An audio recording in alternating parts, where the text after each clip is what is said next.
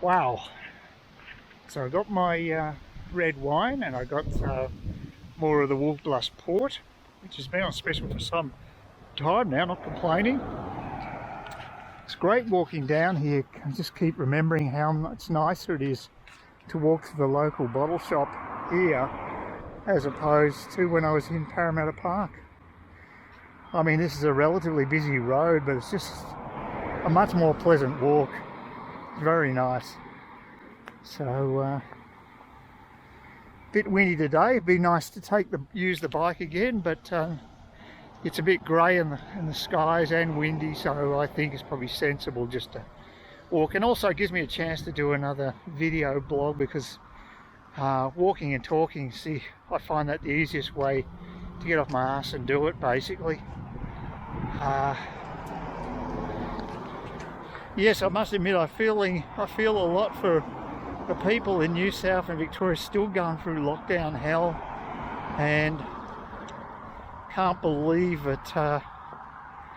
It's just dragging on and on and on. Apparently Victorians are going to have the great freedom of allowing their kids to play at playgrounds. I mean, big deal.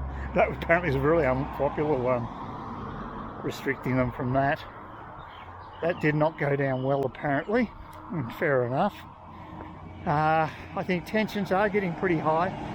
Apparently dictator Dan down south it's finally dawned on him you can't go for zero COVID cases. I mean, what the most absurd thing I've ever heard of. From the word go, anybody with half a brain knows that you can't just wipe out all effects from a virus. It's just absurd. And you wonder who's giving this guy medical advice. If it's that Sutton guy, well, he's a dropkick. I mean,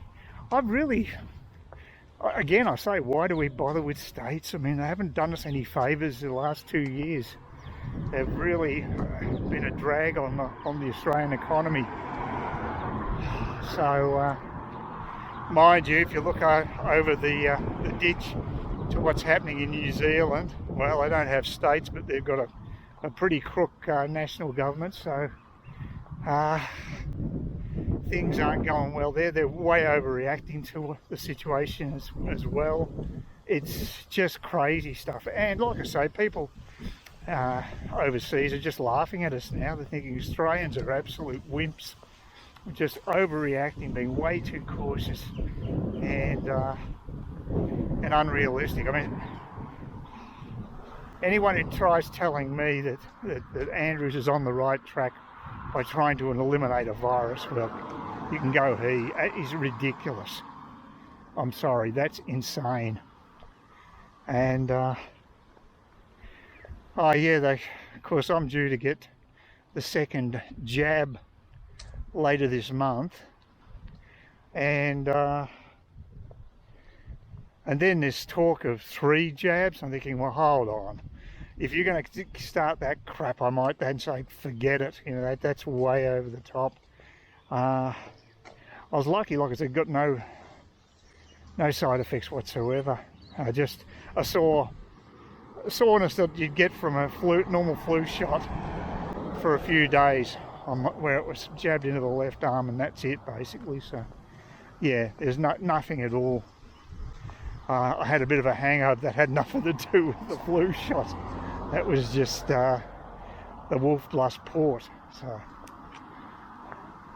yeah, it's spitting a little bit. I might have to get my umbrella up very soon. So it was a good move not taking the bike down here today. Yeah, they were talking about the prospects of on Sky of Scott Morrison winning the next election. They weren't too keen. I think Andrew Clennell, I think it was speaking on Peter Credlin's show, and on a video I saw on the news.com site online, and yeah, he was thinking that he may have to actually have a minority government. Might be the best he can hope for. I think he has taken a bit of a hit over this. He's been very weak as Prime Minister. I have no intention of voting for the Liberals up here. it's Warren Inch. I think he shouldn't be standing. He actually wanted to retire. I think it would have been a good idea, and that could be the seat that they maybe need, because I think he's way past it, and I think forcing him to stand again. The guy doesn't even bother replying to my emails. I'm so sick of these people. I mean, I don't care which party they're from. They're supposed to be representing us. If they don't even bother having the courtesy to reply to you. The same for the local councillor here. I sent him no acknowledgement, nothing. I said, stuff you, I remember that. And I don't care who's standing against you, I'm going to vote for them, because I just want someone to basically have the common courtesy to actually acknowledge that a constituent has actually contacted them. And that was over the fact they couldn't get a local GP. Now, it may not be an issue the local government can have any effect on it, but it'd be nice if they had some concern, wouldn't it? But no, nothing. Couldn't give us stuff. So yeah, I'm pretty angry and disillusioned. And you know, I'd almost be inclined to just put a blank paper into the ballot box at this stage. I've got zero enthusiasm. It's a sad fact of life, and I don't do that lightly, I've got to tell you. I mean, that's certainly the House of Reps anyway. I don't know about the Senate. I might find there's more choice there generally anyway. I also don't like the preferential voting system we have. The best system of all is optional preferential. And what that means is the voter has the choice of how they vote. Empowering the voter is the way to go, in my opinion. So if you want to give preferences, you can, but if you feel as though the rest of the people on the ticket are crap, then you don't have to put 1, 2, 3, 4, just leave it at 1, and it's still a valid vote. If they don't reach a quota, obviously they'll be out on their arse, that your candidate, but you won't have to then give a second preference when you really don't want to. And I think that should be part of the voting system. It's the intention. If you don't feel enthused enough about the other candidates, why should you have to give a preference? By not giving a preference, you're making a choice. You are providing a preference that I prefer not to give anybody else support. So I personally think we should be given as much choice as possible as electors. I have no problem with it at all. And going on that as well, I think we shouldn't have compulsory voting, because that's another indication of enthusiasm. If you are so uninterested in the whole process, then that's part of the gauge. It's gauging your interest in the whole process, and maybe your knowledge. It's ignorant people shouldn't be voting anyway. It'd be good to. Why should we encourage them? Why should we corral them into going to the ballot box when they have no interest in politics? They have no knowledge of it, and the criteria that they would vote on is spurious at best. So I really think we need major electoral reform. So that's my 2 bobs worth anyway. I think I'm not the only angry person in Australia these days. I think there's a lot of angry and frustrated people in this country, and they're not happy with the way things have been going. I certainly don't think the future's looking that particularly good. I don't think governments that are weak and just spend money when they shouldn't spend it, not look at the books responsibly, that's not good for the future. It won't affect me because of my age group, but it will affect people who are younger. And I hope they wake up to themselves and realise they've been taken for a ride, that you need to look to the future to make sure that the country can be prosperous then. But it's not just Australia, it's the whole Anglosphere. Even places like China are pretty highly leveraged finance-wise. It's a house of cards there too. I think both America and China are both in trouble, quite frankly. America is disintegrating internally because of wokeness and what have you.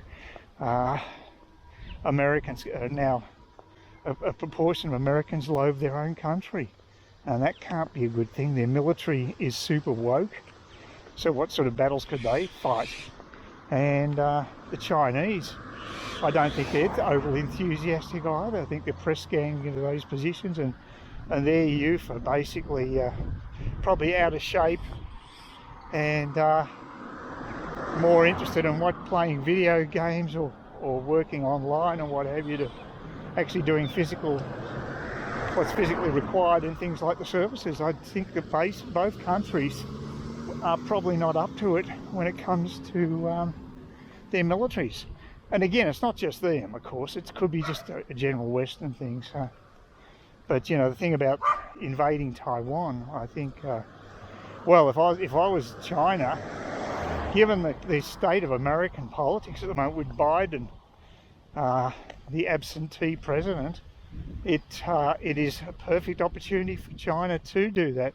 And although I think it'd be a big mistake, but you can understand them being tempted. America is really on its knees right now. It's sad to see, and it affects us here because we rely on them for protection against places like the China. I mean, we've got more, at least we've got some way of repelling them compared to New Zealand, which is basically demilitarized.